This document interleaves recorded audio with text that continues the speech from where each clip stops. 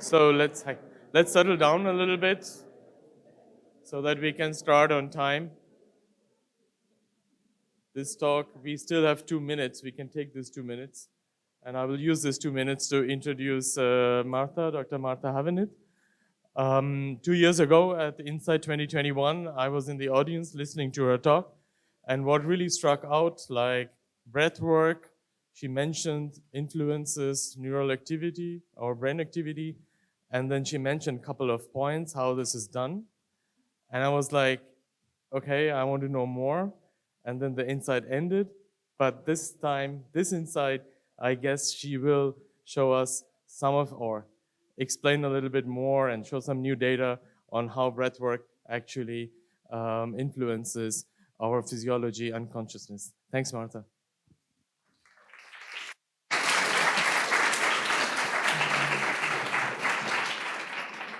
Right. Thank you so much for the kind introduction. That's exactly right. So basically, out of the 20 questions that I asked 2 years ago at Insight, we answered about half a question, and that's what this talk is about.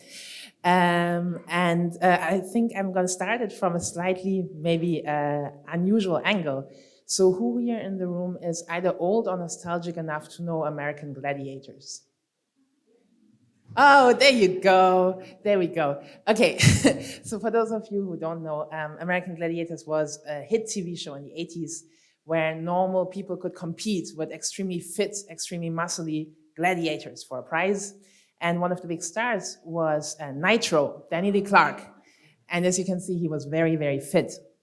And in a recent documentary about that show, Danny Lee Clark actually talked about his childhood and about the fact that his parents divorced when he was 5 years old.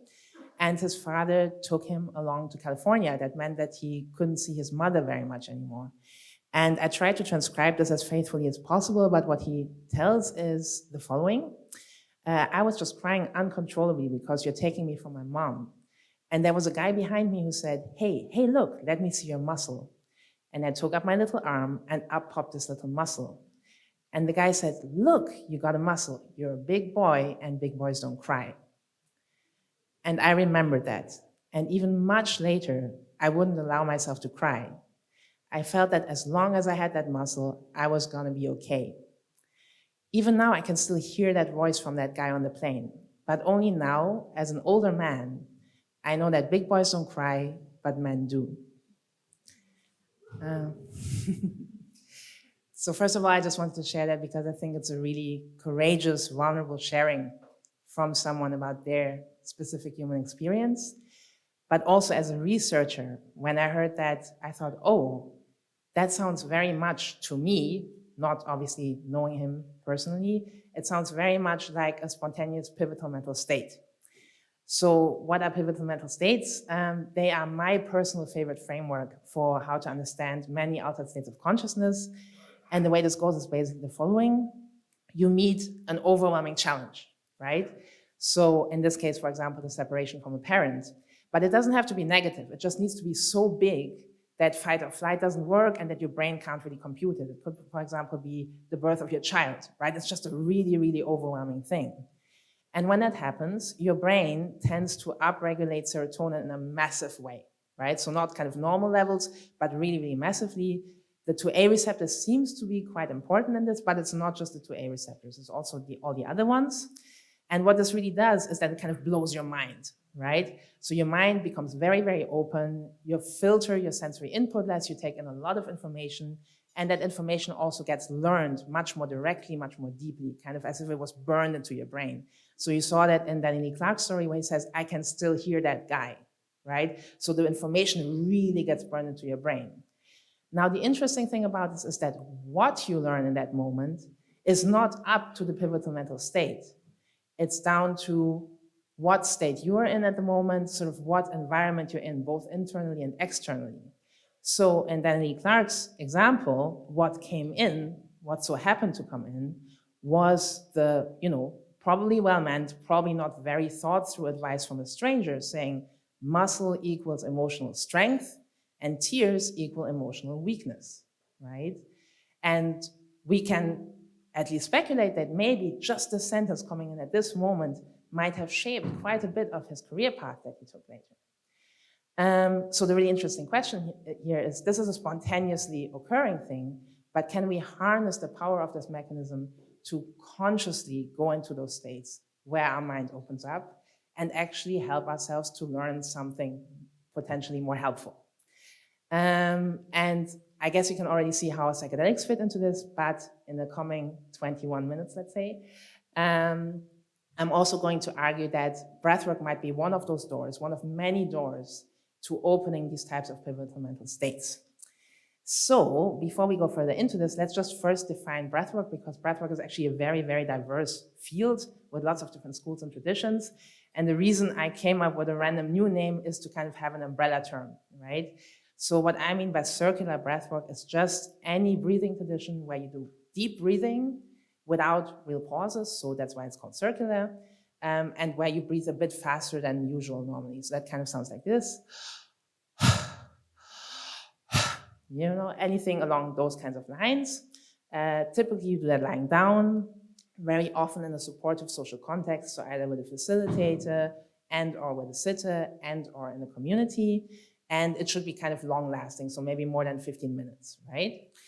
Now the interesting thing about this is that this is not something that like one person came up with at some point and then kind of advertised or whatever, but it's something that has come up across human history and across different cultures over and over again. And just to name kind of 3 obvious waves of popularity for this type of breathing technique, one wave is kind of what I would call the ancients. So for example, Tummo meditation in Tibet, pranayama yoga, and a few other practices. Then the second big obvious revival were the hippies. So Leonard Orr and the Groffs, who were looking for alternative ways to induce altered states of consciousness. I also put Wilhelm Reich here, even though he's actually a contemporary of Sigmund Freud, but you can call him kind of the original hippie. And then now in the 2000s, there's what I would call the optimizers, so people like Wim Hof, who are trying to find ways to live more healthily, more effectively, and so on. So the question is, why do we keep coming up with this breathing technique?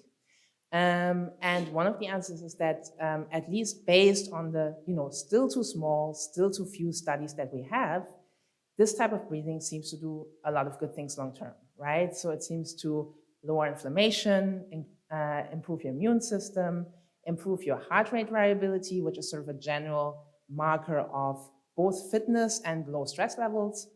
It helps with processing emotions like grief, trauma, stress, anxiety, and depression. It can help to overcome addiction, and it also improves markers of general well-being like self-awareness, resilience, the quality of your relationships, and also your general life satisfaction. And just in case you want to look up all these references, I'm going to flash them here so you can look at it on video replay and check them out. So how does this happen? If all these great long-term things happen through breath work, how does this happen from just changing your breath rhythm for, let's say, an hour or so? That's what the rest of this talk is about. And we really want to go a little bit more into the mechanics of what happens during a breathwork session, probably. And probably the easiest point to start from is the subjective experience. So when you look at the immediate effects that people report when they're doing a breathwork session, it starts a little bit boring. So you might feel like pins and needles in your skin, or you might feel a little bit dizzy, or you might get tetany, which is kind of like little muscle cramps, for example, in your jaw or your hands, which, by the way, are not dangerous, but they can be annoying. And from there on out, as you go deeper into the session, more obvious and interesting things can happen. Your sensory perception may change across all senses. Your body may, for example, move or shake or make sounds that you don't feel like you kind of were planning on doing. You will almost certainly lose your sense of time. Memories or emotions may surface. You may have eureka moments, so kind of holistic insights into topics of your life. And some people, so in one study it was about 35%, but I think that varies, also report what I would call visions. I think Katrin Preda says it's pseudo hallucinations. So basically you may see or hear or feel things that are not there, but you also know that they're not physically real, which is why it's not like a classical hallucination. So this is a bit of a dry list. So I thought I'd give you one example to give you a better feel of what that might look like from one session from one of our clients. Again, sessions can be very different, but this is just one example. So in this session, the client reported the following. I saw the line of my ancestors stretching out before me and the qualities they had passed on, talents, passions, burdens. I also felt that where the line was broken by trauma. I realized that in healing myself, I was also healing my ancestors and that I need that connection to act in this world. I felt like I was sending compassion through the ancestral line and also to myself as its newest link, and energy started flowing towards me from my elders. Now, one of the ways to think of this experience is that it's basically a very embodied, very visceral way of understanding what psychologists might call intergenerational trauma, right? And since we're at Insight Conference, a lot of the qualities of this experience will probably also sound a little bit familiar to you, right? So the fact that it's very visceral and embodied, that you do experience things through your senses, you see things, you feel things, that it's very emotional, and that there are these holistic insights, like, for example, I need my ancestral lines, and then it has a really integral feeling of truth, a noetic quality. So that sounds very similar to a psychedelic experience, and indeed that seems to be the case. So we also did a couple of questionnaires with people, especially the classical ones, the MEQ and the 11D ASC. And so this is from a review from Progred et al., very nice review, about the effects of LSD, all the way from 50 micrograms to 200. And here overlaid are breath workers from two different traditions, holotropic and connective. And you see that their effects sit very comfortably within the effects of, let's say, 100 micrograms of LSD. And you see the same for the 11-DASC. So this is from the study by Matthias Lichty in 2017. These are the effects that people report on LSD. And this is what you get with breath work. So you see the main difference is, let me see if I can point this out, here in the visual category. But that makes a lot of sense because even among psychedelics, LSD is extremely visual and breathwork seems to be a little bit less visual. So it seems that breathwork really triggers states that are very similar to those of psychedelics. So the question is how, right? That's kind of where we stopped last time when I did the talk. So how do you get from altered breathing to altered consciousness? The first step is reasonably clear. So when you breathe in this intense way, your oxygen goes up, your CO2 goes down. That means that your blood pH becomes less sour, more alkaline. Your blood vessels constrict, the blood flow to your cortex goes down, your heart rate goes up, and your cortisol goes up. That's known, but from here to there is still a pretty far way, right? There's still there has to be some magic that's happening there, right? Plus, we don't even know if all this physiological stuff is the most important thing. It might be that all of this doesn't really matter, and what really matters is the group experience, the music, the sharing, right? The expectation that something will happen, right? We don't even know if it's one of the two. So to start getting a grip on that, we did a little study with the Mind Foundation, where we tried to look a little bit at what's actually the physiology, the CO2, and what's the context in the subjective effects of breathwork. And I just pointed out Jelena and Max because they're here at the conference. So if you see them, then you can ask them lots of questions about this. Okay, so what we did was we invited 60 experienced practitioners of breathwork from two different traditions, holotropic and connective. And we asked them, so we asked about 2/3 of them to breathe actively, so the normal breathwork breathing. And about 1/3 of them we asked to, be in the room, listen to the music and everything, but breathe as they normally would, right? Just to see what the context actually does. And then we put lots of stuff on them, which is why we needed experienced people so that they don't get so annoyed by us. So first of all, we put fitness wristbands.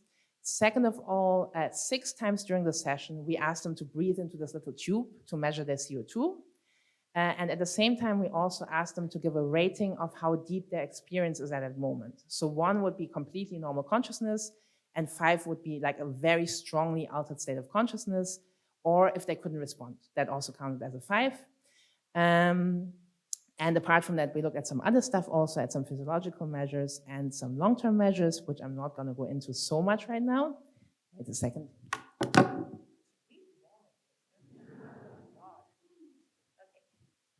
So, what did we get out of this?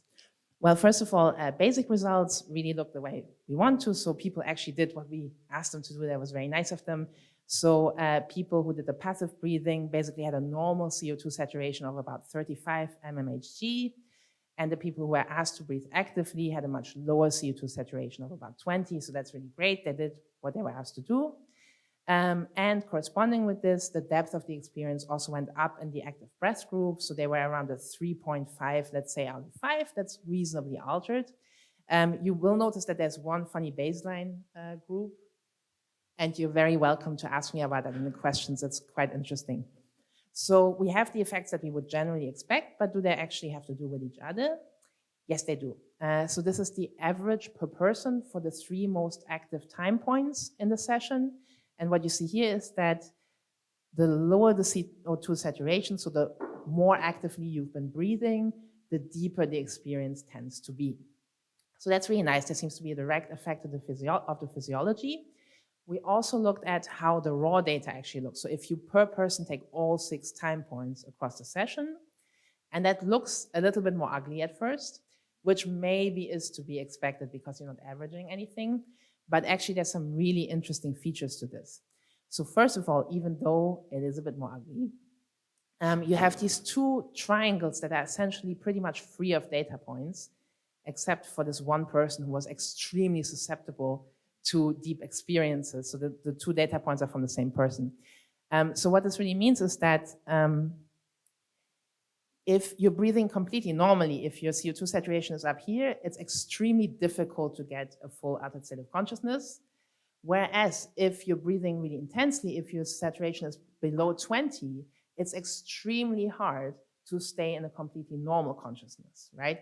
So basically CO2 seems to provide this corridor, right, of where you can be in your conscious kind of experience. And one of the really interesting things about this is that 20 mmHg also happens to be the point where, you know, if you were in the supermarket and suddenly your CO2 dropped to 20, then a doctor might be very concerned that there's something really wrong with your lungs or your heart or whatever. So this could also be a really interesting sort of alarm signal for your body because that's not a normal value to have, yes? So even though this cloud looks a little bit ugly, it actually underestimates how interesting the relationship is between CO2 saturation and subjective experience. Because when we look at this over time, you see something much cooler. So this is now the data points averaged across people, but for the 6 measurement time points. So you start the session here in blue, and then you go across here to yellow, which is the end of the session, right? And what you see is that as people start the session, their CO2 drops and the experience goes up. Then the CO2 kind of stays around the same thing, but the experience goes up further. And then as CO2 comes back to normal, the experience kind of lingers for quite a while, right? Now, if you were to put this in a scatter plot without understanding this dynamic, it would look a little bit scattered and ugly, but it's actually not because you have this trajectory, this dynamic within the session. And the really fun thing is that this also happens to people who breathe normally and to people who are just sitting there, just in a much smaller way, right? So you see the same here for connective, right? So active breathers have this big dynamic throughout the session, and normal breathers have the same but smaller. So this basically tells you something about what you can achieve just through context, through music and sharing. You get this little like wobble here, and with CO2, you get the big kind of dynamic. That was a really cool thing to find, that you kind of have this physiological trigger that helps you to jump into this other state of consciousness. So we were also interested if then the subjective experiences that you have there might also feed back onto the physiology. And there's a couple of really interesting results on that I can't get into for time. But I'm just going to show you one example from a real labor of love that Tiziano Canello conducted really in his free time, like on the evenings and weekends, getting 20 people to do breathwork sessions and give free reports of their experiences, and also measuring their heart rate variability before, during, and after the session. And so these are kind of the words that came up a lot in the reports, in the free reports. We thought that's really nice because that means that we have a general idea of the things that people experience without immediately confining it to questionnaires that weren't even necessarily made for breathwork. They were made for psychedelic experiences, right? So we just wanted to get a more general idea of the field. And so with these general reports of the breathwork experiences, we used a large language model, or rather Alejandro, who's here in the back, used a large language model to categorize them into 27 established sort of clusters of emotions, like, for example, joy or amusement or awkwardness or sadness. And this is just the example of one person's report and how it kind of loads onto the different emotions. And the reason I chose this one is because it has the 3 spikes that many other experiences had. Not all had 3, but they all kind of go across these 3 clusters. One is awe, one is joy, and one is pain. Yeah, so these seem to be the 3 big clusters of emotions that come up when people talk about their breathwork experience. And just to have kind of a more simple handle on what this might do for the physiology, we categorize those emotions into positive, so happy emotions, negative, so kind of painful or sad emotions, and neutral, and looked at what this does to the heart rate variability after the session. And what we found actually is that the more positive content your experience has, emotionally speaking, the less you improve your heart rate variability. So one of the kind of nice interpretations of this is catharsis, right? So basically, if you get all your stressful, difficult stuff out in the session, then afterwards your body will feel better, right? I don't know if this is the only or the correct interpretation, but just the fact that the quality, the subjective quality of your experience can feed back onto physiology is, I think, really beautiful. Okay, so let's sum this up. First of all, other states of consciousness triggered by breathwork seem to be really similar to psychedelic states. And they do seem to need the physiological trigger of, in this case, the CO2 saturation. But once an ASC is triggered, it can self-sustain for some time, even though the physiology goes back to normal. The emotional content of that ASC also seems to feed back onto outcomes. So right now I talked about physiology, but also the psychological long-term outcomes seem to be affected by the emotional content of the experience. And in the long term, this does seem to benefit mental health, for example, in terms of anxiety and depression, well-being, and life satisfaction. And I'm just gonna take a moment to get back to the pivotal mental states that we talked about all the way at the start. So in the case of Danny Lee Clark, we had a really traumatic trigger, but I think you can see now how breathwork might be a way to trigger pivotal mental states in a much more helpful and positive ways, because basically what you do is you give your body a really strange, extreme physiological challenge, which is your weird CO2 saturation and blood pH. But then what comes in when you do that in a good breathwork session with a good setting is, first of all, safety and empowerment, because the breath is always yours. You get to decide where the session goes. Second of all, acceptance and connection, because hopefully you do this in a way where you're supported by others, by facilitators, by your community. And third, embodiment and self-regulation, because unlike other altered states of consciousness, you don't really get to go super, super far away. Your breath constantly connects you to your physical experiences and also to your autonomic nervous system. Finally, I'm gonna take 1 minute to do some advertisement. So first of all, we got some really wonderful, generous funding from the Tiny Blue Dot Foundation, which means that we have 2 postdoc positions open. You could either work in beautiful Berlin with Isabel Djurbeck to look at what breathwork can do for people with a history of childhood trauma, or you could work in beautiful Frankfurt with Chris Timmerman and me to look at how brain dynamics change in the EEG when you do breathwork and how that compares to psychedelic brain stains. Then if you're very interested in this and you're German speaking, you can also read our book that comes out at the end of the year. And if you want to support people doing breathwork as a facilitator, you can get in touch with us because we're doing a facilitator training early 2024. All right, I'd like to acknowledge all the awesome collaborators who have made this possible, most of the time with very little money and very little else, especially Max and Jelena, Stefan Gold and Andrea Jungabele, and my current collaborators, Isabel, Malin, Chris, Tiziano, and Alex. And thank you for your attention.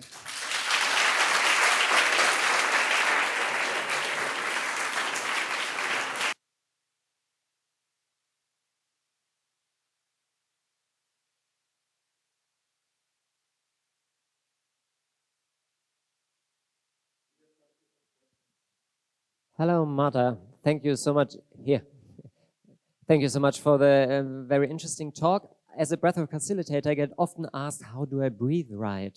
And as from your talk, I take it's all about the CO2. It's obviously about the setting and so on, but it's also about the CO2 saturation. Is there something that you would recommend someone? How can I breathe to have an effect? Because in my opinion, or in my experience, it's like it doesn't really matter if I'm like really putting a lot of power in or just deeply, slowly breathe in and out. What is your experience with that? And is there data to back that? Right. Yes. Okay. So there's a couple of things to say sort of from a facilitator and a scientist point of view. So I completely agree with you that the super specific breath doesn't matter so much. And as a facilitator, I actually tell people that it's much worse to kind of keep counting breath in your head. Like, am I doing this properly? This is going to be much worse to get into a state than if you do it a bit wrong or a bit incorrect, right? So indeed, I think a little bit of a heightened breath is necessary. But if you don't heighten it that much, it might just take a little bit longer to cross that threshold. And I think that's perfectly fine. I think what's much more important is that your prefrontal cortex is not an overdrive asking itself, am I doing it right? So completely, yeah. I think what's important is to breathe deep, because otherwise the oxygen doesn't really go into the lungs, right? Like if you go like very fast, very shallow, that's not so helpful, but everything else, indeed, it's so-so. It doesn't matter so much. Thank you for the really interesting talk. That was great. I was just interested about muscle cramping during breathwork experience, because I know a lot of people have that. Yeah. And I just wanted to ask how much that one affects the experience, with it being such a bodily sensation and a bodily experience that you're having, and whether that also affects any kind of therapeutic outcome as well. That's a very good question. So first of all, to some extent, this is just a physiological effect, right? Like of, your sympathetic system kicking in, and also your neurons getting way more excitable. That's actually part of it, is, you're in a state where your neurons just physiological become more excitable.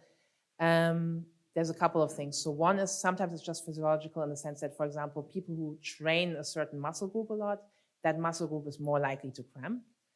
Sometimes it can also tell you a little bit about where you're subconsciously tense in everyday life, right? So that can be quite interesting. So I know that for myself, when I'm in a phase where I kind of grind my teeth a lot, both symbolically and physically in everyday life, that might come up in a breathwork session. And so that can actually be a very interesting starting point. But what you do need for that is a setting where you're encouraged to be accepting of what comes, right? And not go like, this is so distracting that this thing is cramping now, right? Then it gets really difficult. So yeah, that's actually, I think, a lot down to the setting. The other thing is some people, and I'm gonna be a bit stereotypically here and say it's mostly guys, like to breathe really hard, super, super hard, right? And, and then of course the cramping gets much worse. And that's an interesting invitation to kind of go a bit more softer, right? Like you don't need to run against the wall with this, but that indeed, again, this is a physiological process, but also an emotional learning process, right? So it's an interesting one. I have a question. Yeah. Is there any contraindication for this kind of breath work? I mean, limitations in age, blood pressure, or heart rate, or something? Yes, there is. So the obvious ones are epilepsy, schizophrenia, psychotic episodes. If you have real hard lung problems also, right? Like if you're allowed to go to the gym, then you can also do breath work. But if, that's kind of, I would say, the cutoff. And then of course, there's other things you have to be careful with. Asthma, actually this can help with asthma, but you still have to be more gentle. Early pregnancy is something where I'd be like, do you need to be taking the risk? Maybe not, right? So there's a couple of contraindications, yes. Thank you so much. My question would be, hyperventilation is often a symptom of panic attacks. So do you have any experience with patients with panic attacks that they can put this symptom in a positive context? Yes, and there's a couple of interesting aspects to this. So first of all, even though you're also breathing more intensely, you're breathing deeply, which typically doesn't happen in panic attacks. So the funny thing is when you breathe fast but deep, you're activating not just your sympathetic nervous system, not just the, but also your parasympathetic nervous system. So they're active at the same time. And that indeed helps to go like, oh, I'm breathing fast, but nothing bad is happening. The other thing is that usually, I also say this from my own experience, I found that when you do more breath work, you're better at reading your physical signals earlier. So you kind of go like, oh, this is crossing my boundaries, or this is going beyond what I can do. Let me deal with this now. And then I don't have to have a panic attack in half an hour's time, right? So kind of reading your own signals better, kind of, right? That also really helps, I find. Yeah. Well, thank you, Martha, for answering all the questions. I have Thank you. more, but I hope you're around so people can ask you in person. Yeah, it's all right.